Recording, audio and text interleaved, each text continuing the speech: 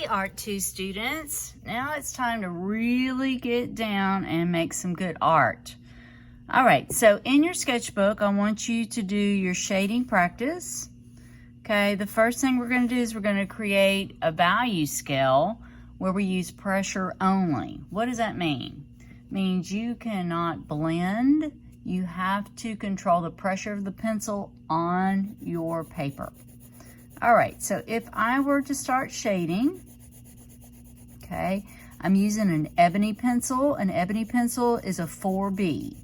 Your normal pencils that you use, you know, the ones that are normally painted yellow, those are 2B. 4B means it's darker. So there are darker pencils than 4B, but 4B is kind of a good standard for shading.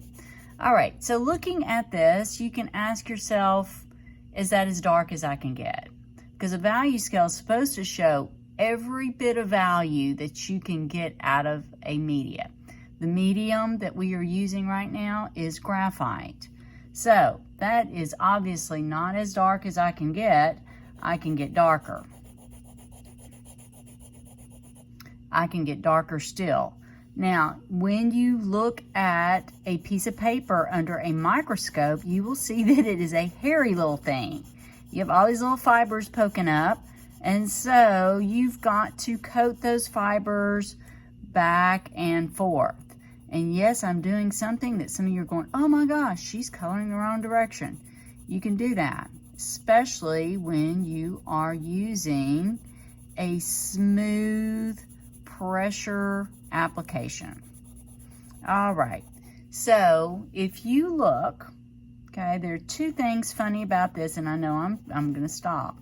Okay, so when you look at this part, that is as dark as this pencil can get, but it's shiny. Do you want to see that shine in your artwork? Not necessarily. So there are pencils that get darker than this that will not shine, and charcoal is one of those. Okay, so shiny does not look good, but we're going to put it on this value scale because that is as dark as this pencil can get. All right, so if you look, you can see a difference in value here. So my value scales that I want you to do for me, I want to see that you can change values without anybody being able to tell where you started and stopped. Here you can obviously see that I stopped pressing down as hard. It's easier to get darker than it is to lighten. So what I want you to do is right here, I want you to start filling in value. And as we go down, we're going to assess the change in value. Now, if you saw me going up and down vertically on this value scale, one of the reasons I did that is because you see I'm putting my brakes on here. So if you ever want to shade something nice and smooth and you want to stay within the scale or the sides of something, you go along with the side of the object so that you can make that nice and smooth. For this value scale, I don't care if you do that or not, but I want to see a nice full rectangle. I want you to do an open-ended value scale because white is very important. And I've seen over and over somebody make a value scale too short for their ability to get this gray to white. Okay, this is a very important value. White is a very important value. How do you get white? You don't shade at all. That sounds like a no-brainer, but you're going to be surprised that some of you or some of your classmates will not be able to get white without erasing. So that is all about control and planning. You have to plan your whites. So erasing your white is not always the best because this pencil will stain your paper. I also want you to lightly sketch because if you try to, now we're going to label this so I can show you. So if I were to try to erase that, try as I might. Yes, I'm not wearing a mask so I can blow. Okay, nobody's in my room. You can't erase it. And what if that is on somebody's face that you're trying to make look nice, okay? So this is a pressure value scale, and I want to see that you can go from black to white. All right, so our next value scale, this one some of you are going to like a little better, okay? We're going to do the same thing. Now, when you do your value scales, if you do the Mighty Tornado for a value scale, don't bother, okay? I'm not going to even count it. That is not enough for me to see that you know how to do this, because we're going to be shading in big areas. Okay, so the next one we're going to do is a blended scale. Some of you are familiar with this. Some of you have had teachers tell you never to do this. Okay, there is a certain awesomeness to blending. I used to be one of those students whose teacher told them, do not ever smear. Okay, because that's what we're going to do with this.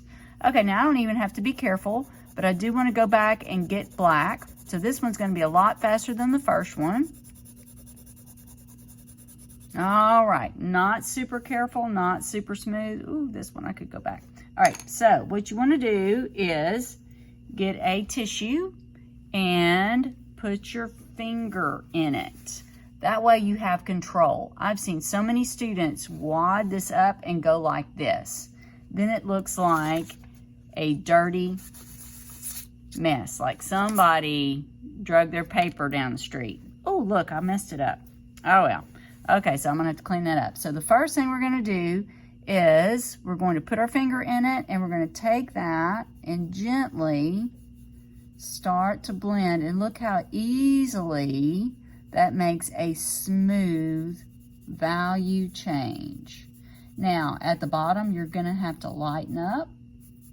Okay, you're going to have to lighten your pressure. So there is a little bit of pressure there. Try to make it as smooth as you can. Okay, and there's a strange little thing right there. Okay, so this is what I like to call the dirty tissue color. That is a very important value. You can get it with pressure only, but this is a little harder. I want to see that I can't tell where you stopped. Now, the bad thing about this, if you have detail, it'll smear it. If you have dark, it will take some of it off. So now I have to go through and darken.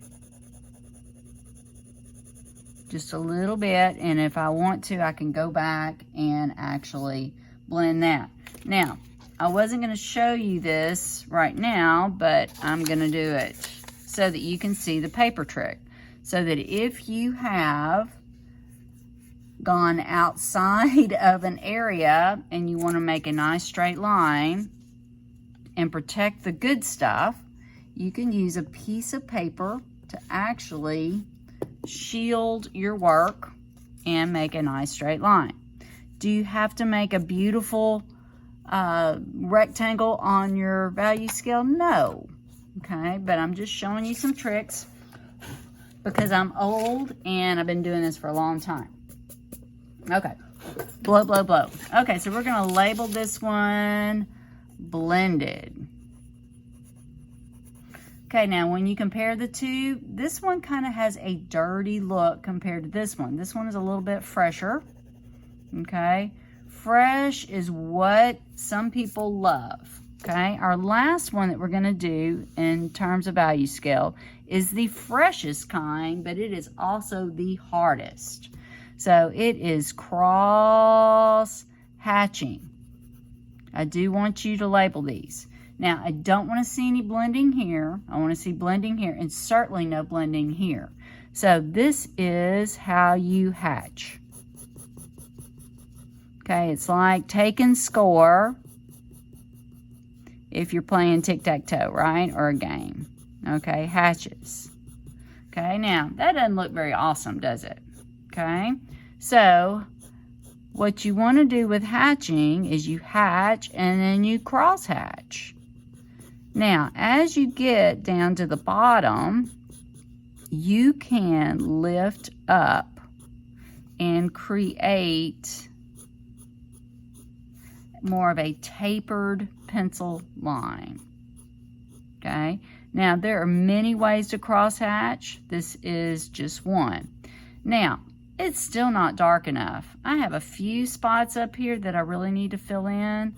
So that's when I go up and I choose where to put my crosshatching. Now, I could actually go in here and put more X's. So Xing is one way to do crosshatching, but this is even easier. If you go, because crosshatching doesn't necessarily mean you're perpendicular, doesn't mean you can't go any direction you choose. There's really no rules. It's all about making marks, but we are not shading. We are making marks. The more marks you make, logically, the darker it gets. Duh. All right. So that's what I want you to do. I want to see dark to light, and I want you to play with the crosshatching. Make sure your value scales are open at the end. Okay, stay tuned for part 2 where we're actually applying these to your to a 3D object.